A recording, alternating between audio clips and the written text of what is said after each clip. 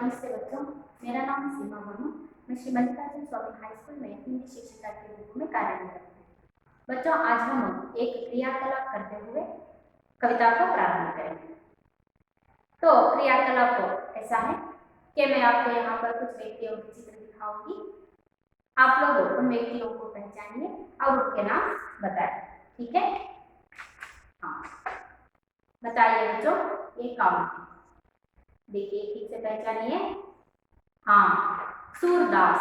यह कौन है? सूरदास। अगला चित्र देखिए, यह कौन है बच्चों? पहचानिए। बिहारी लाल। इनका नाम क्या है? बिहारी लाल। और अब अंत का चित्र देखिए, यह कौन है? पहचानिए। वेरी गुड, यह है तुलसीदास।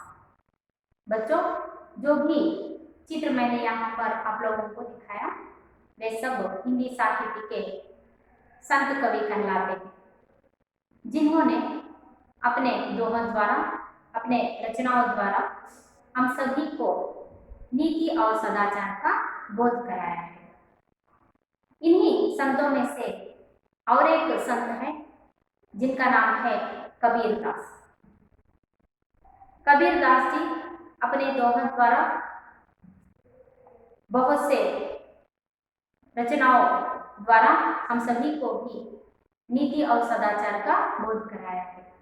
तो आइए आज हम कबीरदास जी के द्वारा रचा हुआ कविता कबीर के दोहे, इस कविता के बारे में जानकारी हासिल करेंगे। तो आज का कविता का विषय है कबीर के दोहे।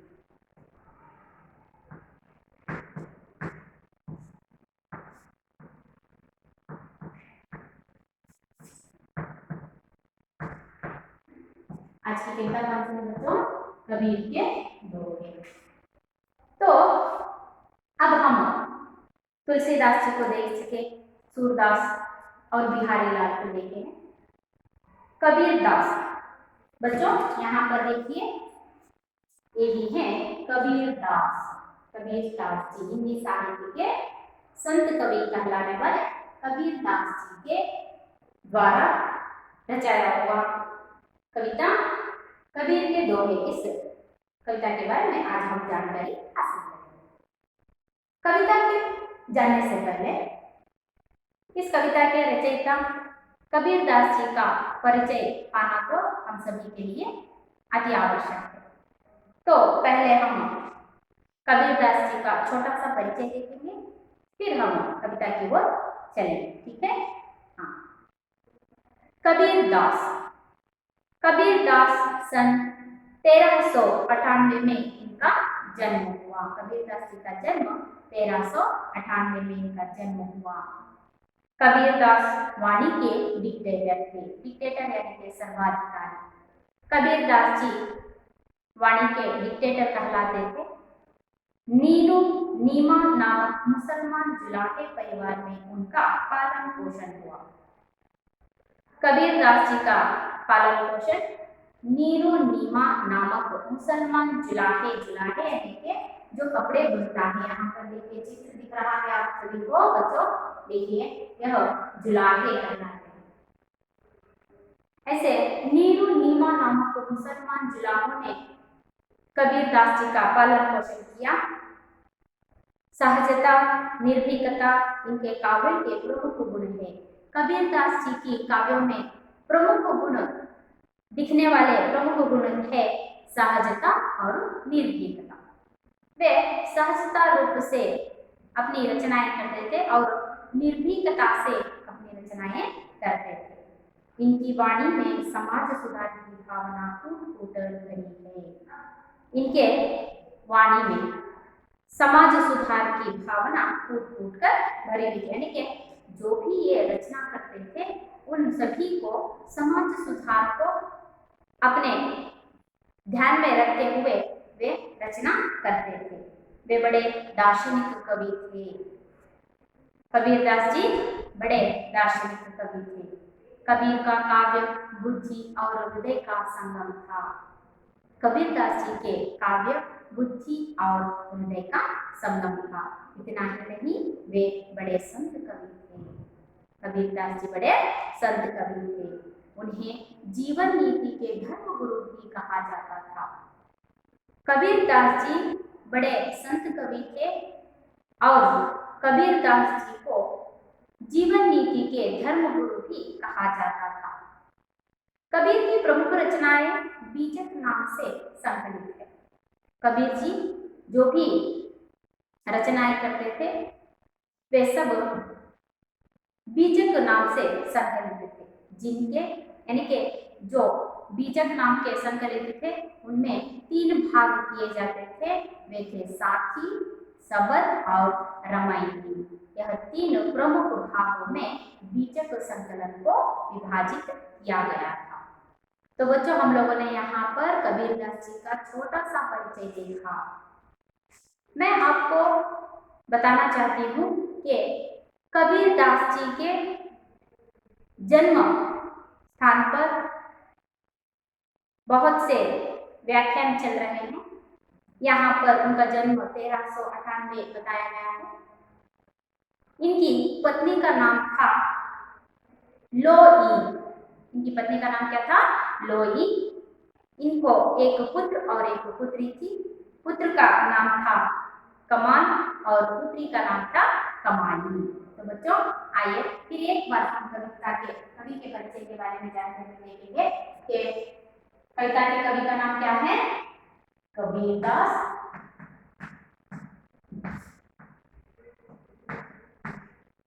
हाँ, उनका जन्म कब हुआ?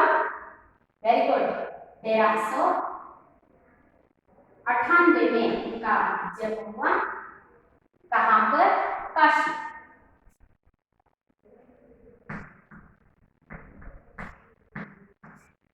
काशी के लहरतारा में।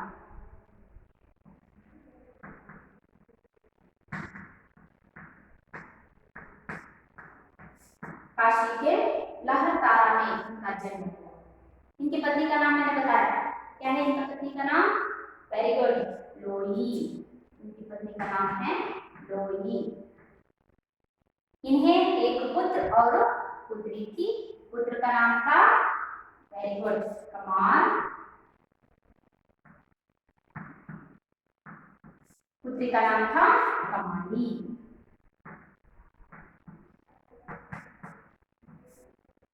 पुत्र का नाम था कमाल और पुत्री का नाम था कमाली। इनकी प्रमुख रचनाएं बीजक नाम से संकलित हुई। इनकी प्रमुख रचनाएं बीजक नाम से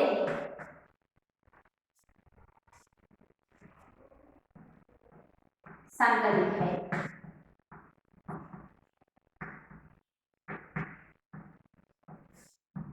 तो बीजक नाम के संकलित को कितने भाग बनाए गए हैं? वेरी गुड, 3 भाग। उन भागों का नाम क्या है बताइए? साखी, सबद और रामायणी।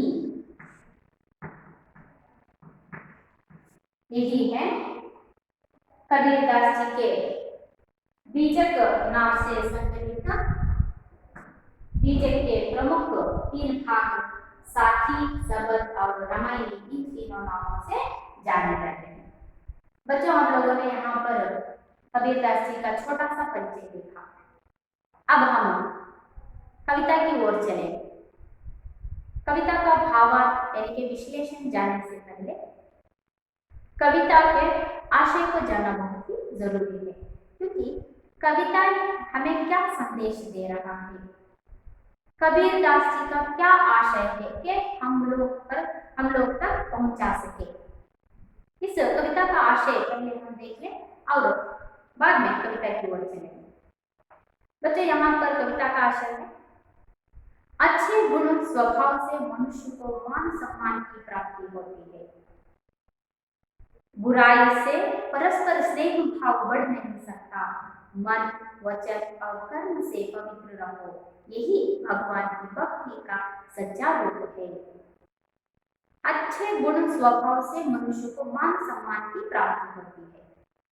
मनुष्य के अच्छे गुण और स्वभाव से मनुष्य को सम्मान मिलता है। हर कोई उसका गौरव करते हैं, उसका आदर करते हैं। जिस व्यक्ति का स्वभाव अच्छा होता है, उसके गुण अच्छे होते हैं, स्वभावतः हर व्यक्ति उससे सम्मान करता है, उसका आदर करता है। बुराई से परस्पर स्नेह भाव नहीं बढ़ता। जिस व्यक्ति में बुराई होती है, जिस व्यक्ति के गुण अच्छे नहीं होते, उसका स्वभाव बुरा होता है, उससे कोई भी व्यक्ति स्नेह भाव बढ़ाने के लिए आगे नहीं बढ़ता। यानी कि हर व्यक्ति उस व्यक्ति से हमेशा दूर रहता है। मन, वचन और कर्म से पवित्र रहो, यही भगवान की भक्ति का सच्चा रूप है। तो भगवान की भक्ति किस तरह होनी चाहिए? यहाँ पर कबीर दास कह रहे हैं कि अपने मन से, वचन से और कर्मों से जो कोई भी पवित्र रहता है, वे सब भक्ति यानी कि भगवान की सच्ची भक्ति कहलाती है। यहाँ पर कबीर दास जी के अनुसार जिस व्यक्ति का मन, वचन और कर्म पवित्र होता है, वही भगवान का सही भक्त कहलाता है। तो बच्चों देखिए, इस दोहे का आशय भी कितना अच्छा है कि यहाँ पर जो व्यक्ति का स्वभाव अच्छा होता है, वे हमेशा सम्मान के योग्य रहता है। जो व्यक्ति में बुराई होती है, जिसका स्वभाव बुरा रहता है, वे हमेशा दूसरों से दूर रहता है, यानी कि दूसरे भी उससे हमेशा दूर रहते हैं। और एक यहाँ पर संदेश दे रहे हैं कि भगवान की सच्ची भक्ति कहाँ पर कहलाती है? जिस व्यक्ति का मन, वचन और कर्म पवित्र होता है, वही भगवान की सच्ची भक्ति कहलाती है। तो बच्चों, आप लोगों ने यहाँ पर कविता का आशय जान लिया ना? तो आइए हम इस कविता की ओर चलेंगे। मैं इस कविता का वाचन करूंगी, आप सब ध्यानपूर्वक कविता को सुनिए और देखिए। ऐसी वाणी बोलिए मन का आपा होय, औरत को शीतल करे आपको शीतल होय। साच बराबर तप नहीं, झूठ बराबर पाप, जाके हृदय साच है ताके हृदय आप। बड़ा भया तो क्या भया, जैसे पेड़ खजूर, पंक्ति को छाया नहीं, फल लागे अति दूर। दुख में सुमिरन सब करे, सुख में करे न कोई, जो सुख में सुमिरन करे तो दुख काहे होय। ऐसी वाणी बोलिए मन का आपा होय, औरों को शीतल करे आपको शीतल होय। सांच बराबर तप नहीं, झूठ बराबर पाप, जाके हृदय सांच है ताके हृदय आप। बड़ा भया तो क्या भया, जैसे पेड़ खजूर, पंथी को छाया नहीं, फल लागे अति दूर। दुख में सुमिरन सब करे, सुख में करे न कोई, जो सुख में सुमिरन करे तो दुख काहे होय। बच्चों, कविता को आप लोगों ने ध्यान से सुना ना? तो ठीक है, अब हम इस कविता के अंतर्गत आने वाले कुछ नए शब्दों को जानते हुए कविता का भावार्थ देखेंगे। यहाँ पर मैंने कुछ ही शब्दों को लिखा है, उसका अर्थ आप हम जानेंगे। देखिए, यहाँ पर लिखा है पहला शब्द आपा। आपा शब्द का अर्थ होता है अहंकार। आपा शब्द का अर्थ क्या है? अहंकार। अगला शब्द है शीतल। शीतल यानी क्या? शीतल शब्द का अर्थ होता है ठंडा।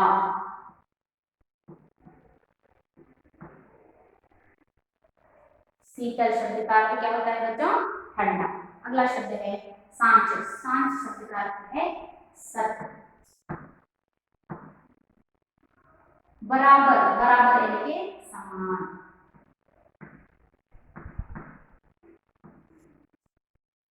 तप।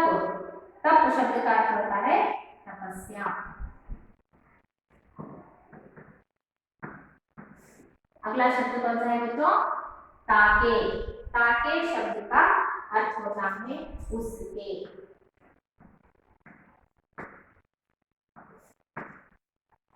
आप शब्द का अर्थ होता है भगवान, परमात्मा। आप शब्द का अर्थ क्या है बच्चों? भगवान यानी के परमात्मा। भया, भया शब्द का अर्थ है होना। भया शब्द का अर्थ क्या है? होना। पंक्ति, पंक्ति यानी के राही। पंक्ति शब्द का अर्थ क्या होता है? राही यानी पथिक। पंक्ति शब्द का अर्थ है पथिक यानी राही। अगला शब्द कौन सा है बच्चों? सुमिरन। सुमिरन यानी के स्मरण करना। स्मरण करना। काहे, काहे शब्द का अर्थ है क्यों। काहे शब्द का अर्थ क्या है? क्यों। खोय, खोय शब्द का अर्थ है कोई।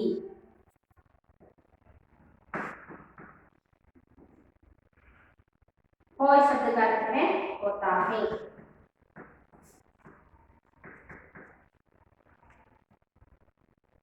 आपा शब्द का अर्थ क्या है? अहंकार। शीतल शब्द का अर्थ है ठंडा। सांच शब्द का अर्थ है सच। बराबर शब्द का अर्थ होता है समान। तप शब्द का अर्थ है तपस्या। ताके शब्द का अर्थ है उसके। आपा शब्द का अर्थ है भगवान यानी कि परमात्मा। भया, भया शब्द का अर्थ होता है होना। पंथी शब्द का अर्थ होता है राही यानी कि पति। सुमिरन शब्द का अर्थ है स्मरण करना। काहे शब्द का अर्थ होता है क्यों। खोय शब्द का अर्थ होता है कोई। खोय शब्द का अर्थ होता है होता है। तो बच्चों मैंने यहाँ पर कुछ ही शब्दों के अर्थों को लिखा है। पाठ का विश्लेषण करते समय यानी कि कविता का भावार्थ बताते समय आने वाले और भी कुछ नए शब्दों के बारे में हम जानकारी हासिल करेंगे। अब इस कविता का भावार्थ देखेंगे। एक एक दोहे को भावार्थ सहित देखते जाएंगे, ठीक है। हाँ, पहला चरण देखिए। ऐसी वाणी बोलिए मन का आपा खोए, औरत को शीतल करे आपको शीतल खोए। पहले इन शब्दों को अर्थों को देखिए। ऐसी वाणी, वाणी यानी कि वाणी, वचन। वाणी का मतलब क्या होता है बच्चों? वचन। ऐसा वचन, ऐसे बात करनी चाहिए, बोलिए, ऐसे वचन बोलिए मन का आपा खोए। आपा यानी अहंकार, खोए यानी मिट जाना। खोए का शब्द क्या है? मिट जाना।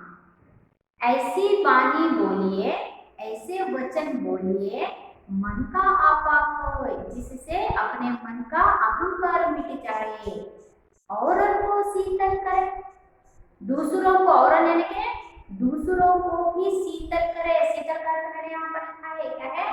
वेरी गुड, ठंडक। दूसरों को भी ठंडक पहुंचे, आपको शीतल होए। मुझे भी यानी कि जो बोल रहे हैं उन्हें भी ठंडक पहुंचे, ऐसे वचन हमें बोलना चाहिए। ऐसा कबीरदास जी यहाँ पर पहले चरण में हमें बताते हैं। तो इसका तात्पर्य देखिए। कबीर कह रहे हैं कि आप ऐसे वचन बोलिए जिससे आपका अहंकार मिट जाए। कबीरदास जी कह रहे हैं कि हमें ऐसे वचन बोलना चाहिए जिससे अपने अंदर हुए अहंकार को मिटा सके। आपकी बोली से दूसरों को भी शीतलता मिले और अपना मन भी शीतल हो जाए। जो बात हम बता रहे हैं, जो वाणी हमारे मुंह से निकली है, उससे अपना अहंकार भी मिट जाए। इतना ही नहीं, जो सुन रहे हैं, जो हमारी बात सुन रहे हैं, उन्हें भी ठंडक पहुंचे और हमें भी शीतलता मिले, हमें भी ठंडक पहुंचे। तो इसका तात्पर्य यह है कि हमारी वाणी हमेशा मधुर और मीठी होनी चाहिए। तो हमारी वाणी कैसी होनी चाहिए बच्चों? मधुर और मीठी होनी चाहिए। उसे सुनकर, जो भी हम बोलते हैं उसे सुनकर दूसरों के मन में जो कड़वाहट है वो मिट जाएगी और वे हमारे साथ मीठा व्यवहार करें, उत्तम रूप से वे हमारे साथ व्यवहार करें, ऐसा वचन हमारा होना चाहिए। ऐसा कबीरदास जी पहले चरण में हमें बताते हैं। समझ में आया ना? देखिए यहाँ पर हमें कैसे वचन बोलना चाहिए। हमारी वाणी मधुर और मीठी होनी चाहिए।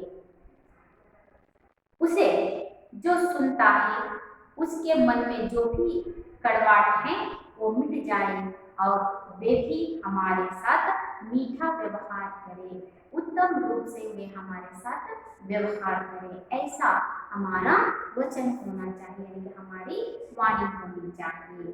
तो बच्चों यहाँ पर आप लोगों ने पहला दोहे देख लिया, दूसरा दोहे देखिए। सांच बराबर तक नहीं, झूठ बराबर पाप, जाके हृदय सांच है, ताके हृदय आप। सांच, सांच शब्द का अर्थ होता है सच। सच बराबर है कि सांच बराबर, बराबर शब्द का अर्थ होता है समान। सांच शब्द का अर्थ क्या है? सच। बराबर शब्द का अर्थ होता है समान। तप, तप का अर्थ होता है तपस्या। सांच बराबर तप नहीं, सच के समान कोई तपस्या और नहीं, झूठ बराबर पाप, झूठ के समान और एक पाप नहीं। यहाँ पर तुलसीदास जी सच को तपस्या की तुलना कर रहे हैं, झूठ को पाप की तुलना करते हुए कह रहे हैं कि सच के समान दूसरा तपस्या नहीं, झूठ के बराबर है कि झूठ के समान और एक पाप नहीं। जाके हृदय सांच है, जाके के जिसके, जिसके हृदय में सच होता है, जो व्यक्ति सत्यवादी होता है, ताके हृदय आप, उसके हृदय में आप यानी के भगवान निवास करते हैं। तो बच्चों देखिए यहाँ पर दूसरे चरण का अर्थ यहाँ पर दिया गया है कि जो सत्यवादी अर्थात जो सच बोलता है, जिसका व्यवहार भी सही होता है, उसका चरित्र भी नेक होता है, भगवान भी ऐसे ही लोगों को अपनाते हैं। इसका तात्पर्य यह है कि सत्य बोलने के समान दूसरी कोई तपस्या नहीं, सत्य बोलने के समान दूसरी कोई तपस्या नहीं और साधना भी नहीं। इसके विरोध, जिसके विरोध, सच के विरोध जो झूठ बोलने या झूठ व्यवहार करने से बढ़कर कोई पाप नहीं होता। सच का, सच के समान कोई तपस्या नहीं होती यानी कि साधना नहीं होती, वैसे ही झूठ के समान कोई पाप नहीं होता, बुरा कर्म नहीं होता। जिसके दिल में सच्चाई होती है, जो हमेशा सच बोलता है, सही मार्ग पर चलता है, भगवान भी उसी के हृदय में निवास करते हैं। देखिए यहाँ पर कहते हैं कि जिस व्यक्ति के दिल में सच्चाई होती है, उसके बोल सच्चे होते हैं, जो सत्यवादी होता है, जो सच्चे कर्म करता रहता है, हमेशा उसके दिल में, उसके हृदय में भगवान निवास करते हैं। तो बच्चों हम लोगों ने यहाँ पर दूसरे चरण को देखा कि दूसरे चरण का तात्पर्य क्या है। हाँ, सच के बराबर कोई तपस्या नहीं होती, झूठ के बराबर कोई पाप नहीं होता। जिसके मन में सच्चाई होती है, जो सत्यवादी होता है, उसके हृदय में हमेशा कौन बसे रहते हैं? वेरी गुड, भगवान बसे हुए रहते हैं। तो अगले चरण की ओर चलेंगे। ठीक है। बड़ा भया तो क्या भया, जैसे पेड़ खजूर, पंथी को छाया नहीं, फल लागे लगी दूर। बड़ा भया तो क्या भया, लंबे होने से, बड़ा यानी कि ऊंचाई पर रहने से, बड़ा होने से क्या भया, कोई फायदा नहीं। जैसे पेड़ खजूर, पेड़ का खजूर का पेड़ तो बहुत ही लंबा होता है, उसमें उगने वाले खजूर भी बहुत ही ऊपर रहते हैं, लेकिन इतने बड़े खजूर के पेड़ से हमें छाया तो नहीं मिलती और फल भी खाने को लिए नहीं मिलते। ऐसा पेड़ रहने से क्या फायदा। पंथी को छाया नहीं, इतने बड़े पेड़ से पंथी, पंथी यानी कि राहियों को, पथियों को छाया ही नहीं मिलती, फल लागे अति दूर, उसमें उगने वाले फल भी हमको आसानी से नहीं मिल पाते। तो ऐसे पेड़ का होना क्या फायदा। तो बच्चों यहाँ पर देखिए इस तीसरे दोहे का भावार्थ बता रहे हैं कि इंसान धन दौलत या पद अधिकार से चाहे जितना भी बड़ा बने, बड़प्पन का सही निशाना तो उसका परोपकारी होता है। इस भाव को कबीरदास ऐसे प्रस्तुत करते हैं। यहाँ पर कबीरदास जी कह रहे हैं कि जिस व्यक्ति धन दौलत या पद अधिकार से चाहे जितना बड़ा हो जाए, लेकिन यह व्यक्ति दूसरों के काम ना आए, दूसरों की सहायता ना करे, दूसरों के लिए मानवीयता ना प्रकट करे, तो ऐसे बड़े आदमी का क्या फायदा। उसके पास तो धन है, दौलत है, पद अधिकार सब कुछ है, लेकिन वह परोपकारी नहीं है, यानी कि दूसरों की सहायता नहीं करता है, दूसरों के साथ अच्छा व्यवहार नहीं करता, मानवीयता प्रकट नहीं करता, तो ऐसे बड़े आदमी का क्या फायदा। देखिए उस बड़े आदमी को खजूर के पेड़ की तुलना करते हुए कह रहे हैं कि खजूर का पेड़ लंबा और ऊंचा होता है। खजूर का पेड़ कैसे होता है, बहुत ही लंबा और ऊंचा होता है, इसलिए उससे राहगीरों को छाया नहीं मिलती। खजूर का पेड़ बहुत ही लंबा होता है, इसीलिए उस पेड़ से राहगीरों को छाया नहीं मिलती। उसमें उगने वाले फल भी बहुत ऊपर होते हैं, उस खजूर के पेड़ में उगने वाले फल भी बहुत ऊपर होते हैं, बड़ी आसानी से वे हमें नहीं मिल पाते।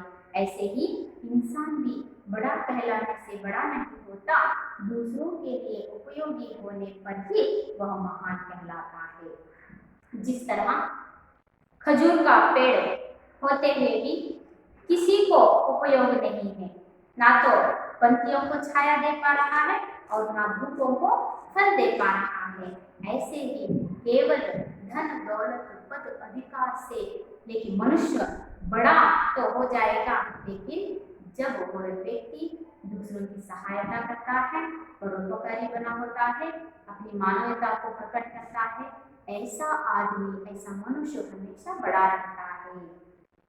यहाँ पर दूसरों की सहायता पर न आने वाले व्यक्ति बराबर या बड़े नहीं बन पाते। इसका तात्पर्य है कि मानव को परोपकारी होना चाहिए। तो मानव को क्या होना चाहिए, परोपकारी होना चाहिए।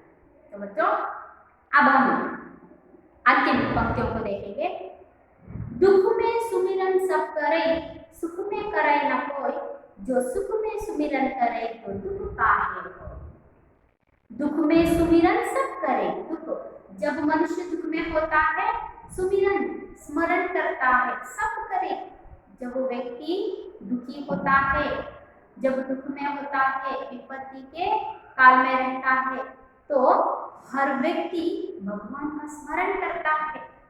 सुख में करे न कोई, जब वही व्यक्ति सुख में रहता है, आनंद का जीवन बिताता रहता है, तब मनुष्य कभी भी भगवान का स्मरण नहीं करता। यह तो मनुष्य का स्वभाव है।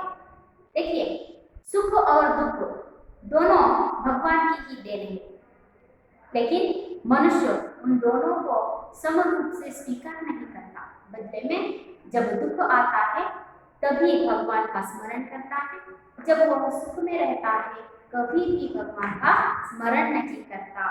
ऐसे व्यक्तियों को कबीरदास जी कह रहे हैं कि जो व्यक्ति सुख में दुख में भगवान का स्मरण करता है, दुख में भगवान का स्मरण नहीं करता, जो सुख में सुमिरन करे, ऐसे व्यक्तियों से कबीरदास जी कह रहे हैं हमें हमेशा सुख में और दुख में दोनों परिस्थितियों में, दोनों स्थितियों में हमें भगवान का स्मरण करना चाहिए, क्योंकि जब हम सुख में होते हैं तब भगवान का स्मरण करेंगे तो हमें दुख की विपत्ति नहीं आएगी। ऐसा इस भावार्थ, इसका इस दोहे का भावार्थ है।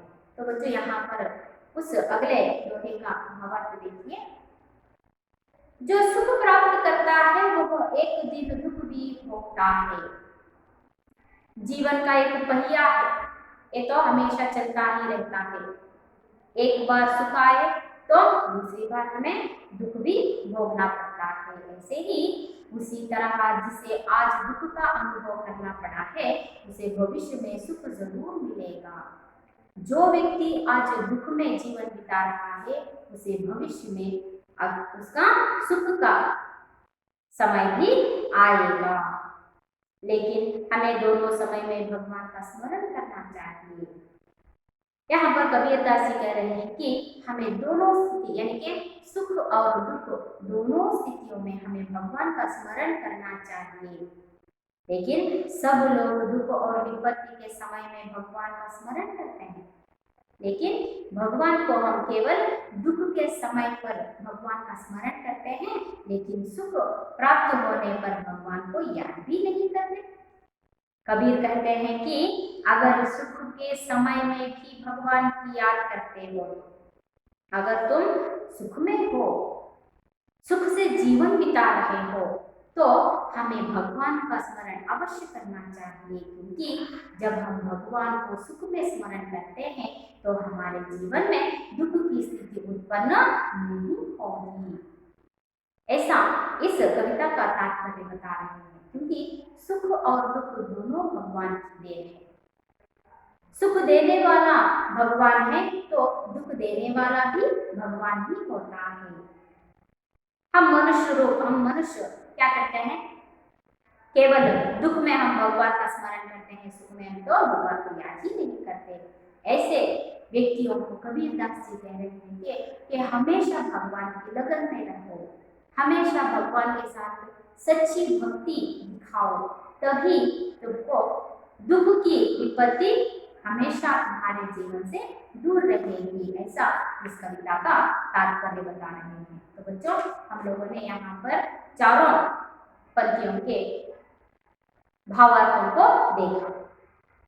ऐसी वाणी बोली, हमें कैसी वाणी बोलनी चाहिए? मधुर और मीठी वाणी बोलनी चाहिए, जिससे अपना अहंकार मिट जाए और हमारे वचन से, हमारे वाणी से दूसरों को भी शीतलता मिले और हमें भी शीतलता मिले। सच बराबर तप नहीं, झूठ बराबर पाप। सच के बराबर कोई तपस्या नहीं होती, झूठ के बराबर कोई पाप नहीं होता। जाके हृदय साच है, जिसके हृदय में सच होता है, ताके हृदय आप उसके मन में, जिसके मन में सच्चाई होती है, उसके मन में भगवान निवास करते हैं। बड़ा भया तो क्या भया, केवल लंबाई से, लंबा होने से कोई फायदा नहीं। जैसे पेड़ खजूर के पेड़ के तरह लंबा होने से फायदा नहीं, क्योंकि खजूर के पेड़ से बंदी को छाया नहीं मिलती और फल भी हमें खाने को नहीं मिलते। दुख में सुमिरन सब करें, दुख में भगवान का स्मरण सब करते हैं, सुख में करे न कोई। जब वो सुख में होते हैं तो भगवान का स्मरण नहीं करते। जो सुख में सुमिरन करे, जो व्यक्ति सुख में भी भगवान का स्मरण करता है, तो दुख का आए पर तो उसके जीवन में दुख की विपत्ति हमेशा के लिए दूर हो जाती है। तो बच्चों, आशा करती हूँ आप सभी को भावार्थ समझ में आ गया। तो मैं फिर एक बार इस कविता का वाचन करूंगी। देखिए, ऐसी वाणी बोलिए मन का आपा होए, औरत को शीतल करे आपको शीतल होए। सांच बराबर तप नहीं, झूठ बराबर पाप। जाके हृदय सांच है, ताके हृदय आप। बड़ा भया तो क्या भया, जैसे पेड़ खजूर, पंथी को छाया नहीं, फल लागे अति दूर। सुख में सुमिरन सब करे, दुख में करे न कोई। जो सुख में सुमिरन करे तो दुख काहे होए। तो बच्चों, हम लोगों ने यहाँ पर कविता का भावार्थ देखा। तो बच्चों, अब तक हम लोगों ने यहाँ पर कविता का भावार्थ देखा। अब हम कितना आप लोगों को इस कविता का भावार्थ समझ में आया है, इसका छोटी सी परीक्षा हम करेंगे। यानी कि यहाँ पर एक अंक के प्रश्नों को चर्चा करेंगे। ठीक है?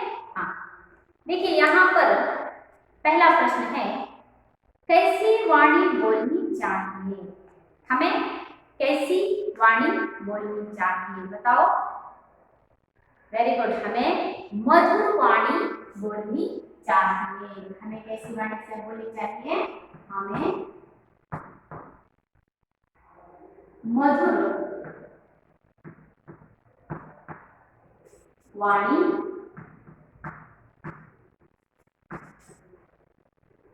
बोलनी चाहिए। हमें कैसी वाणी बोलनी चाहिए? हमें मधुर वाणी बोलनी चाहिए। अगला प्रश्न, कबीर सच्चाई और झूठ को किसके समान मानते हैं? कबीरदास जी सच्चाई को किसके समान मानते हैं? हाँ, तपस्या और झूठ को वेरी गुड पाप के समान मानते हैं। तो देखिए कबीरदास, हमें वाक्य पूर्ण करके लिखना है। कबीरदास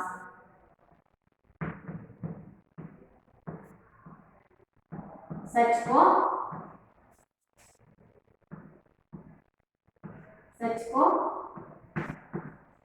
तपस्या और झूठ को क्या मानते हैं? वेरी गुड, झूठ को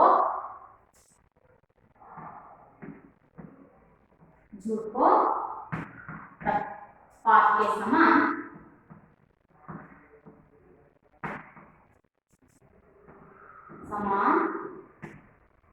मानते हैं।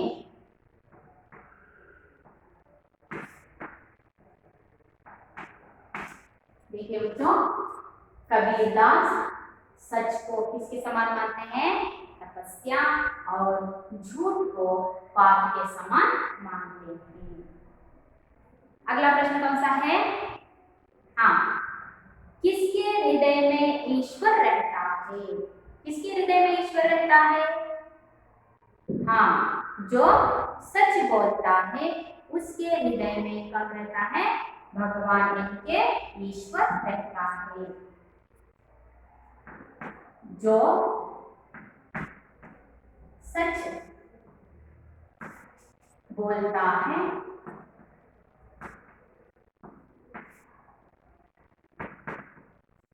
उसके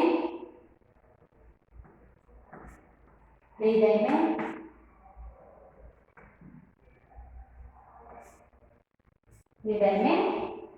कौन रहते हैं?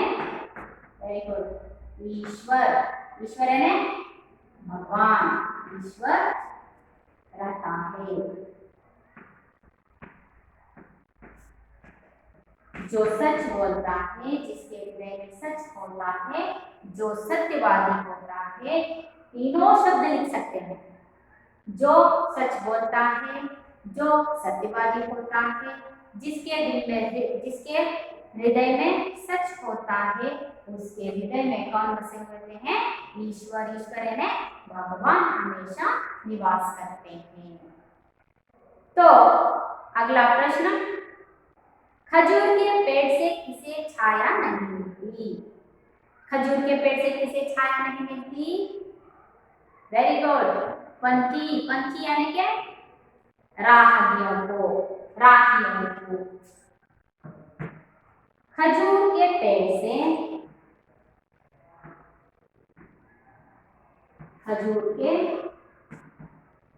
पेड़ से आप बताते जाइए, मैं लिखते जाऊंगी। खजूर के पेड़ से किसे छाया नहीं मिलती? पंछी का मतलब होता है वेरी गुड, राहियों को, पथिकों को क्या नहीं मिलती? छाया नहीं मिलती।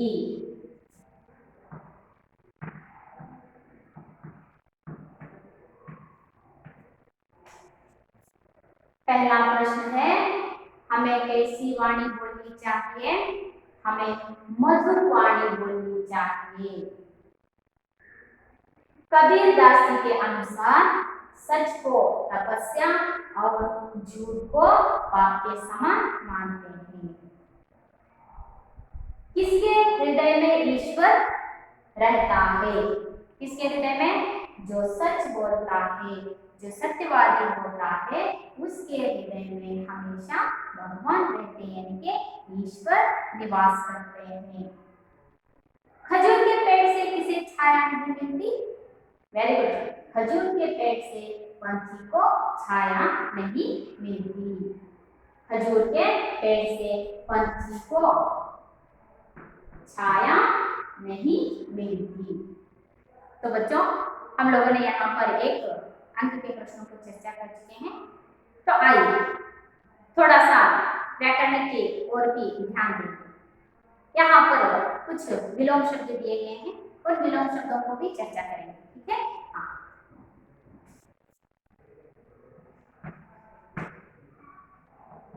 विलोम शब्द यानी कि विरुद्धार्थक हम हिंदी में विलोम शब्द कहते हैं। यहाँ पर देखिए सत्य, पहला शब्द है सत्य। सत्य शब्द का विलोम शब्द होता है असत्य। वेरी गुड, असत्य। अगला शब्द है, कौन सा शब्द दिया गया है? धर्म। अगला शब्द कौन सा दिया गया है? धर्म। धर्म शब्द का विलोम शब्द क्या होता है? वेरी गुड, अधर्म। धर्म शब्द का विलोम शब्द क्या होता है? अधर्म। अगला शब्द कौन सा दिया है बच्चों वहां पर? न्याय। न्याय। न्याय शब्द का विलोम शब्द क्या होता है? वेरी गुड, अन्याय। न्याय शब्द का विलोम शब्द होता है अन्याय। तो अगला शब्द बताइए कौन सा है वहां पर? हित। अगला शब्द है हित। हित शब्द का विलोम शब्द होता है, कोई बताइए? अहित। हित शब्द का विलोम रूप होता है अहित। तो बच्चों, अगला शब्द है शांत। शांत शब्द का विलोम शब्द होता है, वेरी गुड, शांत।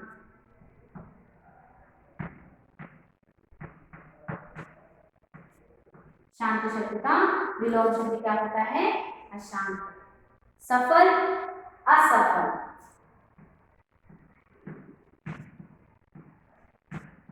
इसका विपरीत है असफल। देखिए, सत्य, असत्य, धर्म, अधर्म, न्याय, अन्याय, हित, अहित, शांत, अशांत, सफल, असफल। तो बच्चों, यहाँ पर हम लोगों ने व्याकरणांशों को भी देखा, यानी विलोम शब्द के बारे में देखा। और भी व्याकरणांश 2 या 3 के प्रश्नोत्तरों को हम चर्चा करेंगे। आशा करती हूँ आप सभी को कविता समझ में आ गई होगी। मैं यहाँ पर आपको एक गृह कार्य दूंगी, यानी कि गृह कार्य के रूप में आपको मैं यहाँ पर 2 प्रश्न दूंगी। उन प्रश्नों के उत्तरों को आप घर पर लिख कर लाइए। ठीक है? हाँ, गृह कार्य लिखिए।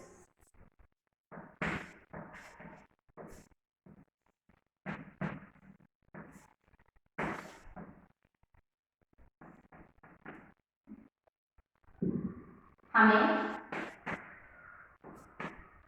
किस तरह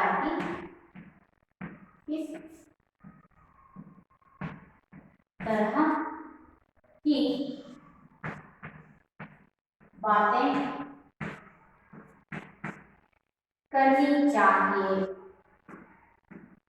करनी चाहिए और एक प्रश्न है, खजूर के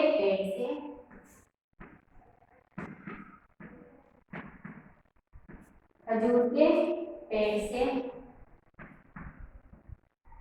हमें क्या सीख मिलती है?